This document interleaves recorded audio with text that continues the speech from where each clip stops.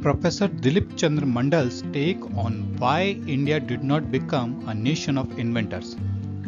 Professor Dilip Chandra Mandal का नजरिया कि भारत क्यों आविष्कारकों का राष्ट्र नहीं बन सका।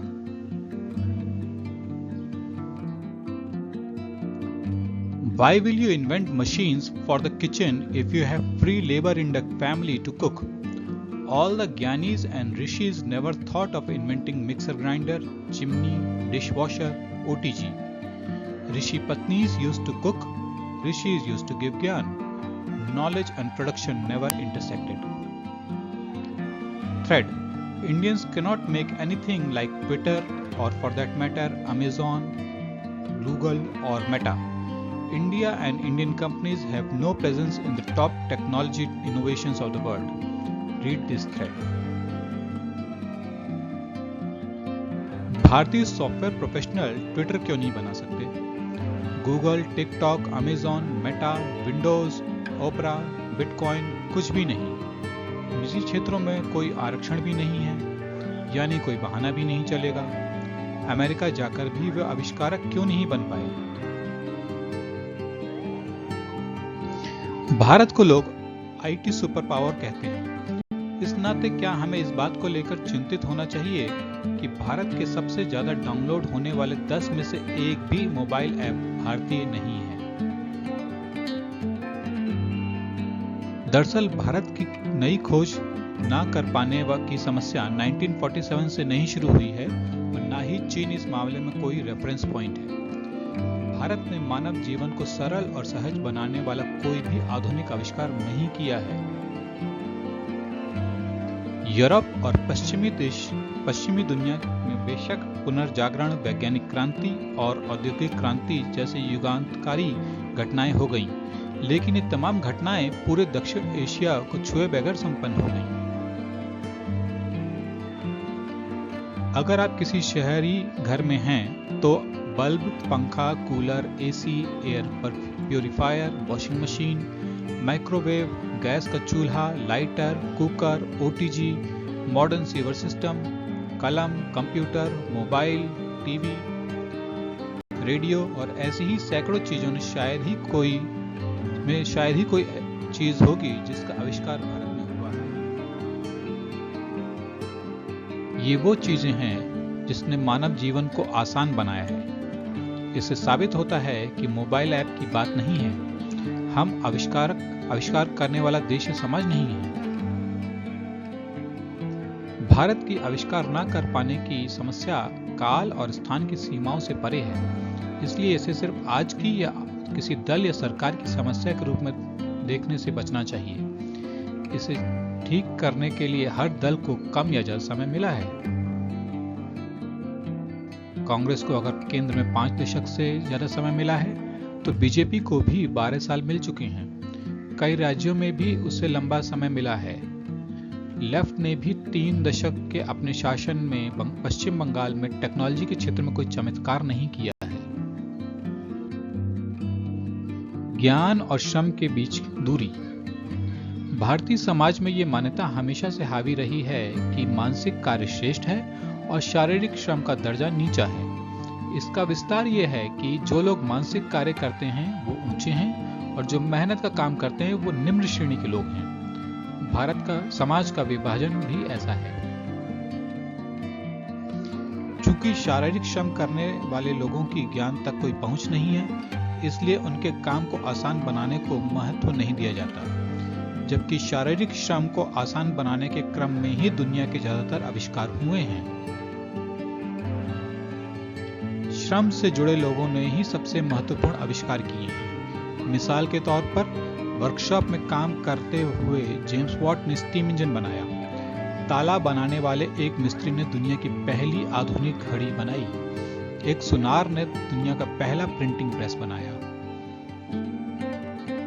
लेकिन भारत में ये काम जातियां करती हैं। एक जाति है जिसका धार्मिक कर्तव्य कपड़े धोना है, दूसरी जाति है जिसका काम पालकी ढोना है। इनका काम मुश्किल रहा है, लेकिन इनके काम को आसान बनाने के लिए वॉशिंग मशीन और कार का आविष्कार पश्चिमी देशों में हुआ है। स्थिति ये थी कि जिनकी समस्या थी उनके पास ज्ञान तक पहुंच नहीं थी और जिनके पास ज्ञान था उन्हें कोई समस्या नहीं थी। ऐसी स्थिति में आविष्कार कैसे संभव हो पाता? ज्ञान को लेकर गलत धारणा। भारत में उत्पादक समूहों के ज्ञान को ज्ञान मानने की परंपरा नहीं है। मिसाल के तौर पर एक पशुपालक को मवेशियों और पशुपालन की विधियों के बारे में बेहतरीन जानकारी हो सकती है। वैसे ही किसी लकड़हारे या बढ़ई को लकड़ियों के प्रकृति और उनके इस्तेमाल के बारे में महत्वपूर्ण जानकारी हो सकती है। किसानों को फसलों के बारे में ढेर सारी सूचनाएं और ज्ञान हो सकता है, लेकिन ना तो इन्हें ज्ञान माना जाता है और ना ही इन लोगों को ज्ञानी माना जाता है।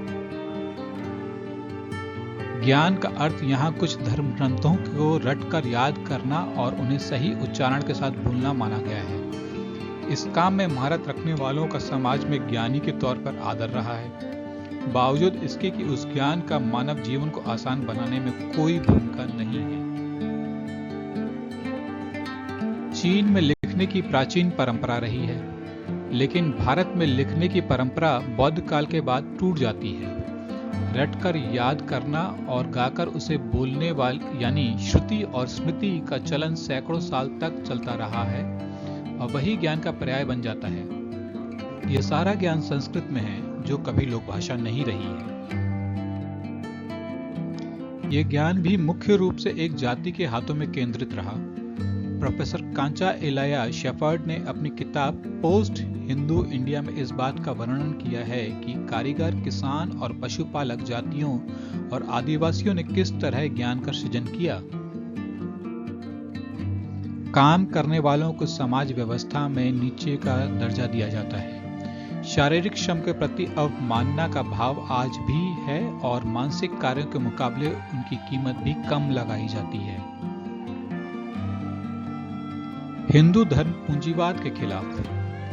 हिंदू धर्म का ये विचार है कि दुनिया का हर जीव जन्म जन्मांतर के एक अनंत चक्र में बंधा है। पिछले जन्मों के कर्मों से वर्तमान जन्म में उसका स्थान का निर्धारण होता है और इस जन्म में किए गए कर्मों का फल अगले जन्म में भोगना या भुगतना पड़ता है।